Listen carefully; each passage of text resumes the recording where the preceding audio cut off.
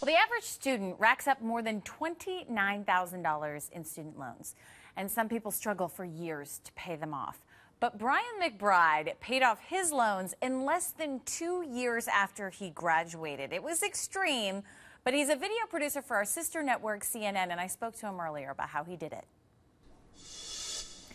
Brian, in 2 years, you paid off over $26,000 in debt. But this wasn't something where you just took your savings and you paid it off. You say that you often went to bed hungry. You endured Georgia's hot summers, no AC, even occasionally eating expired food. Talk to me about what your financial situation was and some of the other things you had to do to become debt-free. I was, skipping meals and not going out because of my schedule, and being, as you know, working in news, hours are pretty inconsistent. They're, it hampers you from having a social life. But in the same sense, it was a blessing because I wasn't going out and spending money and hanging out with friends. So it felt lonely, but I knew it was only a temporary thing because I knew at some point I would get out of debt.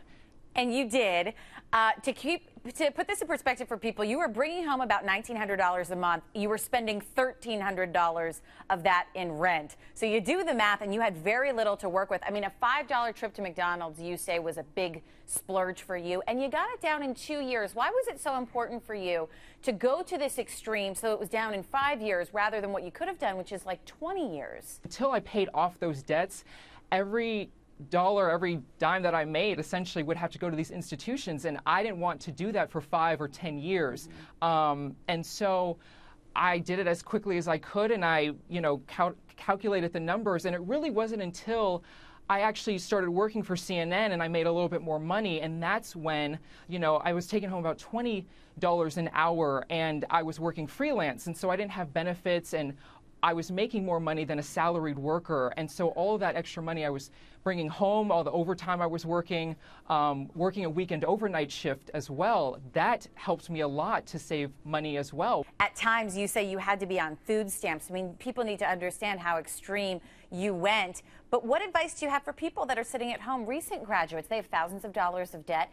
They say to themselves, I can't do this. I can't sacrifice that much. What would you say to them?